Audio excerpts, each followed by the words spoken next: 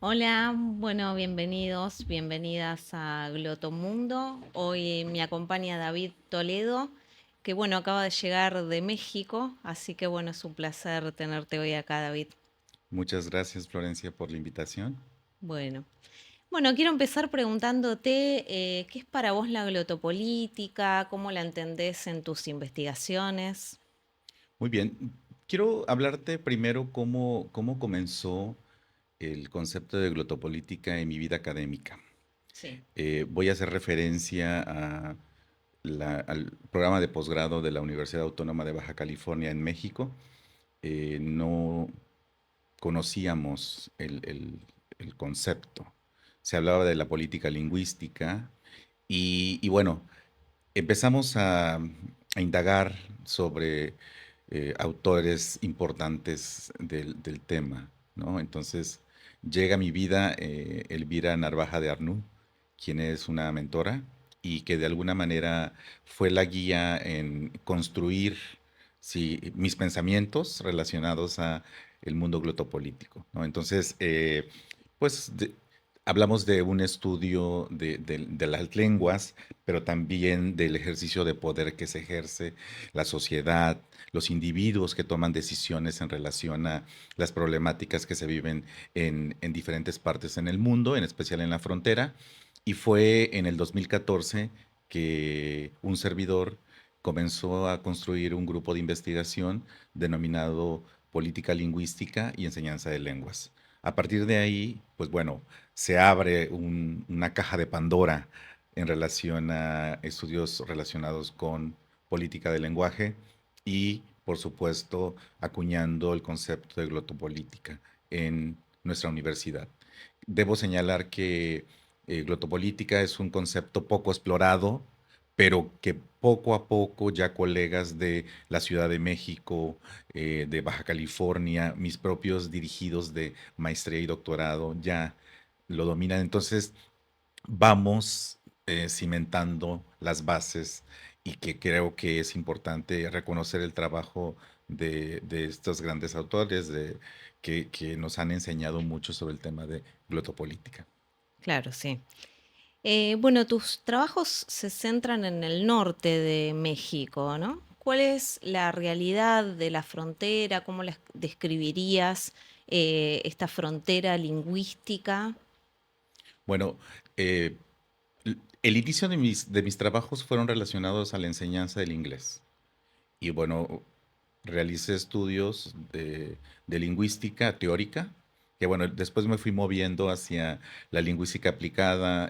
Soy profesor de inglés de formación, aprendí portugués en la pandemia, aprendí francés en Cabilón, en Francia, y todo esto me llevó a entender, a comenzar a entender cómo se aprenden las lenguas extranjeras, ¿no? Entonces, eh, los estudios que he realizado están relacionados con enseñanza del idioma inglés en espacios fronterizos. Claro. ¿Qué quiere decir esto?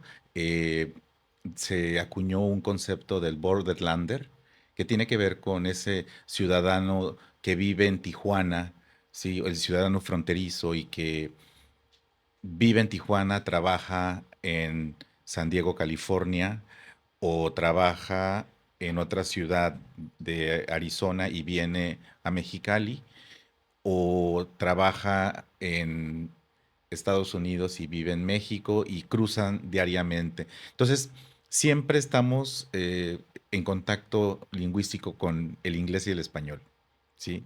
Eh, un ejemplo muy claro, en los ochentas, bueno, previamente setentas, ochentas, los niños aprendían inglés por el CBP, la CBS, ¿no? Eh, Aprendían inglés por televisión americana porque no había Claro. televisión mexicana que venía desde la Ciudad de México a la frontera. Entonces los niños eran totalmente bilingües, convivían Ujú. con los familiares de la frontera, iban y venían. Entonces creo que aquí estamos hablando de, cuando hablo del concepto el fronterizo, es aquel que va y viene y puede estar aquí cruza la frontera y hace actividades cotidianas y regresa y hace su mundo en ambos lados de la frontera. Pero claro, por supuesto que tiene que ver ahí algo muy importante. Tienen que contar con una visa de estudiante, una visa de trabajo, tienen que contar con ciudadanía. En la frontera hay comunidades de habla que son mexicoamericanos y por supuesto que tienen dobles nacionalidades y van y vienen, ¿no? Y pueden trabajar e ir y regresar y hacer una vida de un fronterizo. Claro. Bueno, uno de tus conceptos tiene que ver con esto, ¿no? Con el crisol lingüístico, como vos lo llamaste en tus investigaciones. Bueno, ¿qué implica este concepto, no? Bien, hablando del crisol lingüístico, es esa variedad de idiomas y culturas que se entrelazan para poder de alguna manera comunicar y expresar y poder entender. Hay entendimiento mutuo entre las comunidades. Sí, hablando de Baja California, pues tenemos una presencia muy fuerte de una comunidad china cantonesa, Ujú. ¿sí? Que fueron prácticamente los fundadores de la ciudad de Mexicali. En Tijuana hay una gran comunidad de haitianos, que hay una Little Haiti, ¿no? La pequeña Haití, que está en el centro de Tijuana. Hay comunidades de rusos, de ucranianos, y bueno, y todo esto tiene que ver con que la frontera es una frontera de las más transitadas del mundo y donde se construyó una tercera nación. Cuando hablo de concepto de tercera nación es que las comunidades llegan a México, se establecen en la frontera y esperan en ese espacio fronterizo en vísperas de la obtención de una visa humanitaria para Ujú. poder cruzar Estados Unidos. Por supuesto que tiene que haber todo un proceso migratorio, tienen que pasar por temporadas para poder de alguna forma cumplir con los requerimientos que se necesitan para ingresar a los Estados Unidos. Claro. O sea que también podemos hablar de un espacio de lucha en estas comunidades. Por supuesto. Cuando hablo de espacios de lucha, se tiene que ver que todo aquel que llega a la frontera, pues si es un ruso, no habla español. Claro. Entonces, empiezas a ver en el paisaje lingüístico de la ciudad, se enseña español, ¿no? O pastelería rusa en algunas partes de la ciudad. O empiezas a ver anuncios de se solicitan empleados en, en francés dirigida a la comunidad haitiana que habla francés con esa variedad dialectal haitiana, ¿no? Entonces, eh, creo que la frontera es un espacio muy, muy, muy rico de entender las culturas y por supuesto que también hablemos del tema económico, ¿no? Entonces, Claro. si quieres que te vaya mejor, por supuesto que ser monolingüe no es lo apropiado, Ujú. ¿sí? Sino tienes que hablar otras lenguas, ¿sí?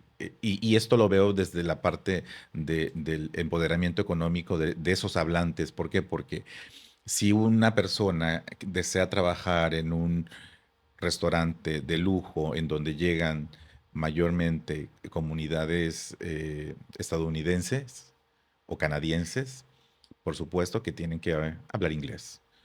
O, por ejemplo, hablemos del clúster médico, que en Baja California se ha desarrollado mucho el tema del clúster médico. Háblese de cuidados para adultos mayores, odontología, geriatría, trasplante de cabello. O sea, hay gente que viene a Baja California a tratarse Claro. y que los médicos y médicas tienen que hablar inglés para poderse comunicar con ellos. Entonces, ahí estamos hablando de temas interesantes en donde se toca la empleabilidad para ello. Entonces, creo que la frontera es muy, muy rica y se viven muchos escenarios glotopolíticos. Claro. ¿Y qué aportes teóricos, metodológicos pensás que pueden servir para otras investigaciones, por ejemplo, en otros tipos de fronteras, y que puedan servir o aportar en relación con tus trabajos? Yo creo que el trabajo que hemos realizado en el grupo de investigación sobre eh, política lingüística, enseñanza de lenguas extranjeras, empleabilidad, creo que servirían como referente para que en otras fronteras se acuñen esos tipos de conceptos, ¿no? Por ejemplo, el concepto del fronterizo, no sé, hablándose en el cono sur con esos países en donde hay triple fronteras, ¿no? Eh, creo que se vive de la misma manera este tipo de realidades lingüísticas y que de alguna manera el concepto fronterizo, ¿sí? Te marca que eres una persona con otra apreciación cultural, con otra mirada, que no eres monolingüe y Ujú, que tienes una concepción de dos mundos o tres mundos para poder interactuar con los demás. claro. Bueno, hablas de política in vivo, in vitro, y quería preguntarte, bueno, ¿cómo se relacionan y qué obstáculos aparecen entre una y otras, ¿no? Debo reconocer que en el tema de la política lingüística in vitro es toda la cúpula del poder en donde se ejerce el tema del diseño de los programas de estudios, la toma de decisiones sobre qué lengua extranjera debe enseñarse en X, Y, Z colegio o cómo debe ser la norma del lenguaje inclusivo en las instituciones educativas, en las universidades o en los colegios, si se usa o no se usa el lenguaje inclusivo, o, o utilizamos el lenguaje neutro. Entonces, en ocasiones, quienes toman esas decisiones no son lingüistas, no son expertos de la lengua, son eh, expertos de la pedagogía, educadores, directivos, los dueños de un colegio, políticos, ¿sí? Claro. Que de alguna manera son sensibles hacia esas nuevas formas de cómo entender problemáticas glotopolíticas y bueno, implementan esos programas, ¿sí? Y por supuesto son de beneficio para la institución, ¿no? Siempre quien está pensando en implementar un programa eh, y toma decisión sobre la relevancia del enseñar francés para los ingenieros. Pues es porque una gran fuerza laboral en Baja California sobre el tema de los semiconductores, el tema del el desarrollo industrial y la manufactura. Entonces, ¿a dónde van los ingenieros y se forman mejor? En Francia. Entonces, se diseña un programa es profeso para ingenieros donde aprendan francés o el alemán, por ejemplo, en el tema de la educación dual, ¿no? Eh, son personas que toman decisiones y que dicen, esto es importante para el desarrollo económico y para la empleabilidad de esta región. Entonces, ahí no hay lingüistas involucrados, ahí hay políticos, hay empresarios que demandan de talento humano calificado que hable idiomas. Claro. Y bueno, en relación al tema de in vivo, pues es el profesor de lengua el que vive en el aula todas las problemáticas que suceden en casa, las problemáticas que suceden cuando se diseñan programas que no están acorde con las necesidades del alumnado. Entonces, quizá en la parte in vivo se tiene que observar muy bien lo que se diseñe en la parte in vitro. Claro. Bueno, hablabas un poco de la educación, ¿no? Lo que estas decisiones implican en el plano educativo. Y hoy, bueno, tenemos el debate de las inteligencias artificiales, ¿no? Y bueno, quería preguntarte cómo impacta esto en las lenguas, cómo impacta en la enseñanza y bueno, si se piensa implementar de alguna manera o si se está implementando, ¿no? Bueno, en- te hablo desde la apreciación de un profesor universitario. Yo creo que la inteligencia artificial debe de enseñarse, debe de utilizarse como una herramienta de apoyo al aprendizaje, enseñanza de lenguas extranjeras y otras lenguas. Entonces, debe de también de permitirnos ser reflexivos. Tú ayer en la presentación del libro mencionabas acerca de la relevancia que tiene el tomar a la inteligencia artificial de manera ética, pero también como un espacio de reflexión para el uso adecuado de ella. Y yo creo que los profesores de lenguas extranjeras podemos hacer buen uso de ella y con formación. Creo que es importante que nos formemos para poder usar la inteligencia artificial en beneficio de nuestro quehacer y nuestra formación docente y poder así tener mejores alumnos y alumnas que aprendan lenguas. Claro. Y en este sentido, ¿crees que a lo mejor podría llegar a cambiar, por ejemplo, los contenidos de la enseñanza de la lengua o la metodología? Yo creo que se pueden complementar, ¿sí? Y se pueden mejorar con el uso de la tecnología. Sí, todavía en mi caso soy un profesor, podríamos decir conservador. Todavía me gusta planear mis clases con los libros abiertos. Eh, por supuesto que utilizo la IA para consulta, para filtrar trabajos de los alumnos, para evaluar, sí. Pero si el alumno está siendo evaluado con IA, ¿por qué vas a negar, ¿no? Que use la IA? Entonces, todavía hace falta el tema de la regularización de la IA en la educación y más en la educación superior, pero sí tenemos como docentes, tenemos que aprender a utilizarla de manera adecuada, de manera reflexiva, como objetos de reflexión, como bien decías, y que de alguna forma nos ayuden a mejorar nuestro quehacer docente, ¿sí? Y no negarnos a ello. Yo tuve que tomar un curso de IA generativa Sí, y me costó trabajo al principio y tenía que de alguna manera desaprender ciertas formas de cómo fui formado para enseñar lenguas, porque es la forma como voy a formar a los futuros profesores de lenguas extranjeras. Entonces, creo que hay una gran oportunidad ahí. Nos puede servir para reformular o replantear los nuevos planes y programas de estudios, pero utilizándolo de manera ética. Siempre pensando desde una manera muy, muy reflexiva. claro. Bueno, y por último, quiero preguntarte por los desafíos de las políticas lingüísticas actuales en la frontera y, bueno, en general, ¿no?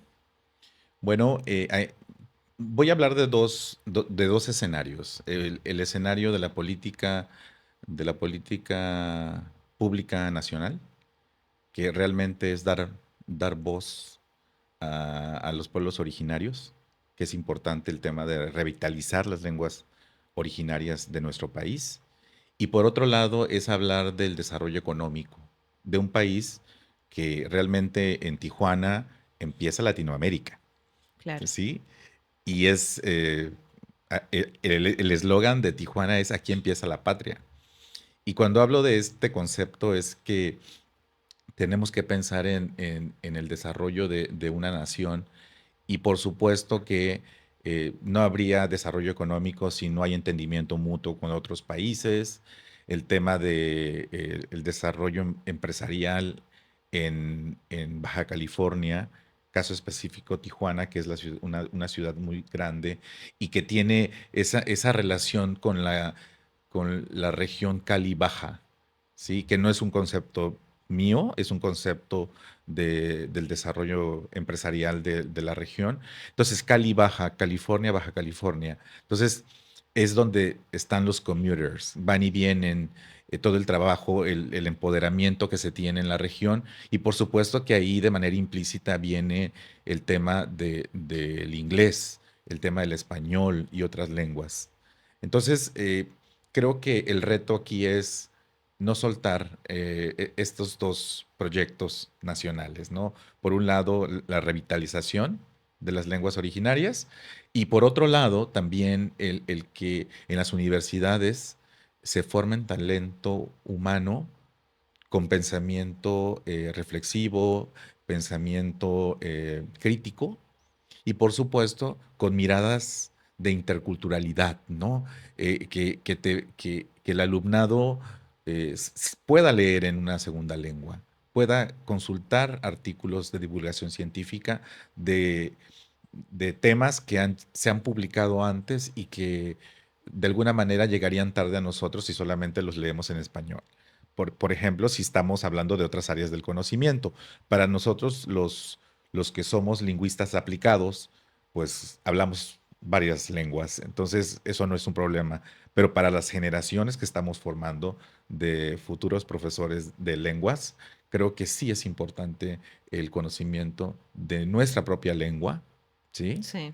De la lengua extranjera y de una segunda, una tercera, una cuarta lengua. Entonces, creo que el reto es generar un pensamiento multidisciplinario, intercultural y reflexivo. Claro. Bueno, David, muchas gracias. Te agradecemos que hayas pasado por Glotomundo y bueno, esperamos que regreses en algún momento a Buenos Aires. Gracias por invitarme.